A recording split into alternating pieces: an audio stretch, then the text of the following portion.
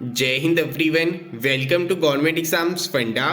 आज हम बात करेंगे एफकेट 1 2023 के कुछ लास्ट मिनट टिप्स के बारे में जो कि आपके लिए बहुत ज़्यादा ज़रूरी रहने वाले हैं। एग्ज़ाम देने जाने से पहले सबसे महत्वपूर्ण चीज़ जो आपको पता होनी चाहिए वो है एक्यूरेसी। देखिए, अगर आप एफकेट 2 2023 का एग्ज़ाम देने जा रहे हैं तो मैं आपको बता दूं कि 99.99% बच्चों की एक्यूरेसी जो है 90% से ज्यादा नहीं होती है। तो अगर आप ये सोच के जा रहे हैं कि मैं सिर्फ 55 क्वेश्चंस अटेम्प्ट करूंगा और सारे के सारे सही हो जाएंगे, सिर्फ 55 क्वेश्चन ही तो करने हैं, सिर्फ 50 क्वेश्चन ही तो करने हैं, फिर नॉर्मलाइजेशन भी हो सकती है, 60 क्वेश्चन ही तो करने हैं, तो ये विचारधारा लेकर कभी भी मत जाना। क्योंकि आप जितने भी क्वेश्चंस अटेम्प्ट करेंगे उसमें से 10% क्वेश्चन मान के चलिए कि गलत हो जाते हैं। आप जितना मर्जी सावधान रहिए, जितना मर्जी फोकस रहिए, सिर्फ आपको 0.1% बच्चे ऐसे मिलेंगे जो एक्चुअल में जितने क्वेश्चन अटेम्प्ट करते हैं वो सारे के सारे सही हो जाते हैं। बहुत कम, बहुत बहुत ज्यादा कम।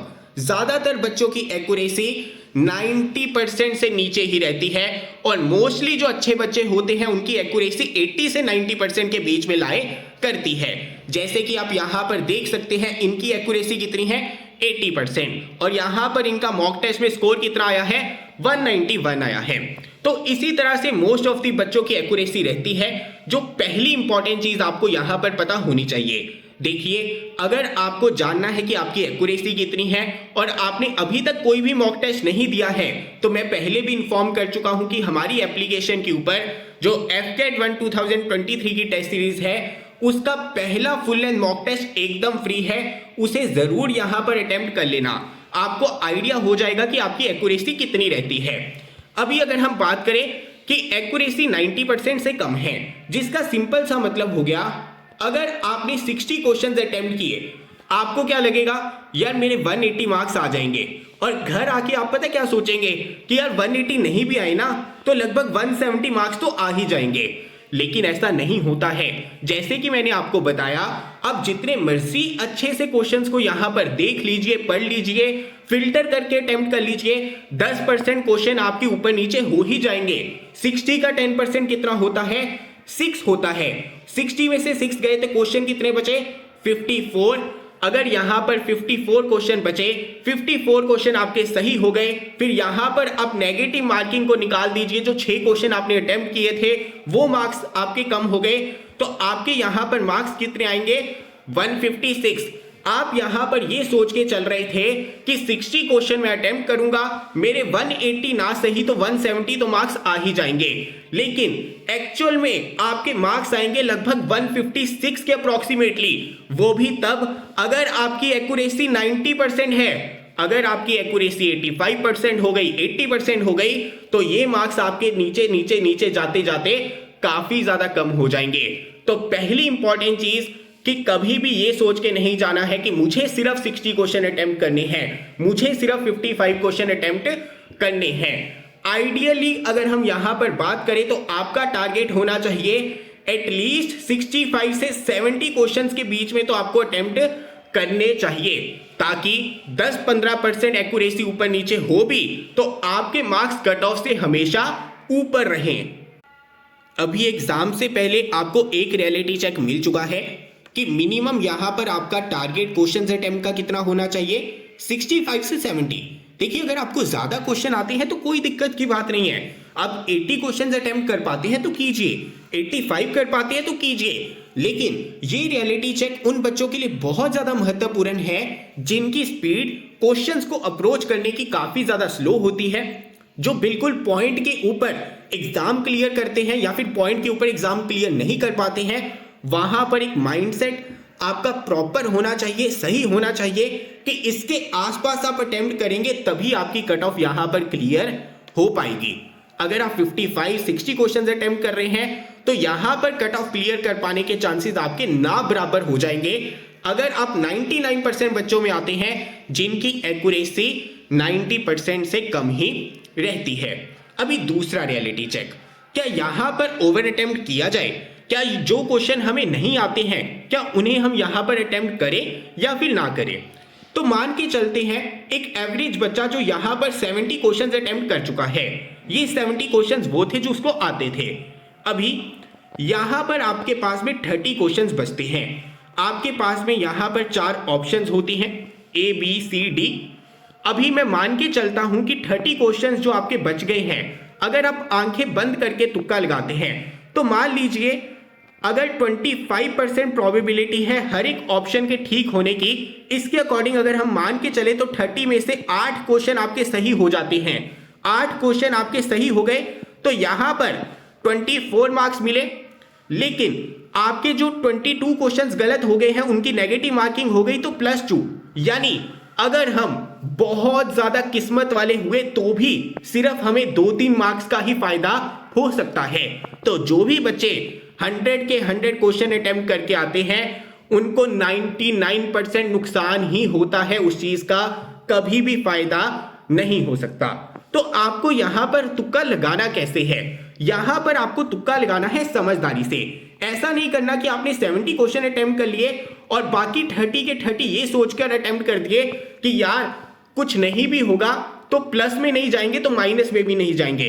ऐसा नहीं होता है। 99% बच्चों के मार्क्स माइनस में ही जाएंगे अगर वो आंखें बंद करके तुक्का लगाएंगे। और अगर आपने 80 क्वेश्चंस अटेम्प्ट कर लिए हैं और 20 क्वेश्चंस पीछे बचे हैं, आंखें बंद करके तुक्का लगाएंगे तो भी आपके मार्क्स नेगेटिव में ही जाएंगे। उससे फायदा मिलने के चांस आपके यहां पर काफी ज्यादा कम होते हैं। तो आपको यहां पर ओवर अटेम्प्ट बिल्कुल भी नहीं करना है, अपनी भावनाओं के ऊपर कंट्रोल रखना है। जिस क्वेश्चन के बारे में बिल्कुल आइडिया नहीं है उसे टच नहीं करना है। खासकर मैथ्स की बात कर लीजिए, कोई स्टैटिक जीके का फैक्चुअल क्वेश्चन है उसकी बात कर लीजिए, जहां पर आपको बिल्कुल भी समझ नहीं आ रहा है, जिस बंदे को आप समझ ही नहीं पा रहे हैं उससे हमेशा दूर रहना चाहिए। उसी तरह से जिस क्वेश्चन को आप समझ नहीं पा रहे हैं उससे हमेशा दूर रहना चाहिए, नहीं तो आपको नुकसान झेलना पड़ेगा। तो ये है प्रो टिप नंबर 2। अभी नेक्स्ट इंपॉर्टेंट चीज आपको यहां पर यह पता होनी चाहिए कि कौन से क्वेश्चन ऐसे अटेम्प्ट करने हैं जहां पर आप कंफ्यूज हैं। देखिए 70 क्वेश्चन आप ऑलरेडी ऐसे अटेम्प्ट कर चुके हैं जहां पर आपको बिल्कुल कंफ्यूजन नहीं थी। अभी आपके पास में क्वेश्चंस यहां पर बचे हैं 30। अब इन 30 क्वेश्चंस में से ऐसे क्वेश्चन ढूंढने हैं जहां पर आप 2 ऑप्शंस के बीच में कंफ्यूज हैं। देखिए एग्जाम में आपकी ऑप्शंस कितनी आती हैं? 4 ऑप्शंस आती हैं। अगर आपको किसी भी ऑप्शन के बारे में आइडिया नहीं है तो ऐसे क्वेश्चन को कभी भी टच नहीं करना है। अगर आप सिर्फ एक ही ऑप्शन को एलिमिनेट कर पाते हैं ऐसे क्वेश्चन को भी टच नहीं करना है। अगर आप क्वेश्चन को समझ पा रहे हैं, इतना समझ पा रहे हैं कि आपको लग रहा है कि ये 2 ऑप्शंस नहीं हो सकते, या फिर इतना समझ पा रहे हैं कि इन दोनों में से ही कोई ना कोई आंसर होगा, सिर्फ उन्हीं क्वेश्चंस का चयन आपको यहां पर करना होगा। मान लीजिए आप यहां पर 30 क्वेश्चंस में से 10 क्वेश्चंस ऐसे पिक कर पाते हैं जहां पर 2 ऑप्शंस के बीच में आप फंसते हैं। अभी जब आप 2 ऑप्शंस के बीच में फंसते हैं ना तो क्वेश्चन ठीक और गलत होने की प्रोबेबिलिटी 50-50% हो जाती है। यानी एक आइडियल केस लेंगे तो 10 क्वेश्चन पिक करने पर 5 आपके सही होंगे, 5 गलत होंगे। लेकिन मैं मान के चलता हूं कि आपने यहां पर 10 क्वेश्चन उठाए और आपकी किस्मत फिर भी खराब है तो यहां पर 4 क्वेश्चन आपके सही हो जाएंगे और 6 क्वेश्चन आपके गलत हो जाएंगे। अभी सही क्वेश्चन के यहां पर 12 मार्क्स मिलेंगे, 6 क्वेश्चन आपके गलत हो गए, -6 हो जाएंगे। ओवरऑल आपके यहां पर 6 मार्क्स बढ़ गए। तो जैसे कि मैंने आपको पहले समझाया था, अगर आप रैंडमली यहां पर 30 क्वेश्चंस अटेम्प्ट कर देते ना, रैंडमली 30 क्वेश्चंस को टिक कर देते तो कभी भी आपके मार्क्स यहां पर एग्जाम में नहीं बढ़ सकते, फायदा होने की बजाय नुकसान ही होगा। अगर आप चाहते हैं कि आपका फायदा हो, अगर आप चाहते हैं कि आपके मार्क्स एग्जाम के अंदर बढ़े, तो मेरी इस चीज को ध्यान में रखना। अगर आप 2 ऑप्शंस को एलिमिनेट कर पाते हैं, उन क्वेश्चंस को आप यहां पर अटेम्प्ट कीजिए, या फिर क्वेश्चन पढ़ने के बाद, समझने के बाद आपको ऐसा लगता है कि इन 2 ऑप्शंस में से ही कोई आपका सही होगा तो ही उस क्वेश्चन को अटेम्प्ट कीजिए। उसके अलावा ओवर अटेम्प्ट करने की जरूरत नहीं है। टाइमर देखते हुए रैंडमली क्वेश्चन के आंसर मार्क करने की जरूरत नहीं है। कोई भी फैक्चुअल या मैथ्स के क्वेश्चन को अटेम्प्ट करने की जरूरत यहां पर नहीं है। अभी आपको एग्जाम में जाकर करना क्या है? सबसे पहले सिर्फ उन क्वेश्चंस को अटेम्प्ट करना है जो क्वेश्चंस आपको यहां पर आते हैं। 65 से 70 क्वेश्चंस आपके यहाँ पर ऐसे होने चाहिए लगभग जो आपको आते हैं, लेकिन जैसे कि मैंने आपको ऑलरेडी बताया आते हुए क्वेश्चंस में से भी कुछ गलत आपके हो जाएंगे। अभी इन क्वेश्चंस की भरपाई कैसे होगी? रिमेनिंग क्वेश्चंस में से ऐसे क्वेश्चन ढूंढने हैं जहां पर दो ऑप्शंस के बीच में आप फंसते हैं, या फिर क्वेश्चन पढ़ने के बाद समझने के बाद में आपको लगता है कि इन दोनों में से ही कोई आंसर होना चाहिए, या फिर ये दो ऑप्शंस तो कभी भी इसका आंसर नहीं हो सकती। अभी ये क्वेश्चन जो हैं ये आपकी भरपाई करने में मदद करेंगे जो 5-10% क्वेश्चन आपके आते हुए गलत हो जाएंगे। लेकिन अगर आपने ये काम कर दिया कि रिमेनिंग क्वेश्चंस को अंधाधुंध मार कर दिया, आखिरी 1-2 मिनट बचे हैं रैंडमली 5-10 क्वेश्चन मार्क कर दिए, उसका फायदा कभी नहीं होगा, नुकसान होगा, बहुत भारी नुकसान होगा। बिल्कुल सही स्ट्रेटेजी आपको बता रहा हूं, काम की बात आपको बता रहा हूं। अगर मान लेंगे तो फायदे में रहेंगे, नहीं मानेंगे तो आपका नुकसान है। एग्जाम में अपने दिमाग के ऊपर, अपने हाथों के ऊपर कंट्रोल रखना है, ओवर अटेम्प्ट नहीं करना है, वही क्वेश्चन मार्क करनी है या तो जो 100% आते हैं, या फिर जिन क्वेश्चंस में आप दो ऑप्शंस को एलिमिनेट कर पाते हैं, या फिर दो ऑप्शंस के बीच में फंसते हैं। इसके अलावा एक भी क्वेश्चन एग्जाम के अंदर मार्क नहीं करके आना है। मिलता हूं अगली वीडियो के साथ। ऑल द बेस्ट, जय हिंद।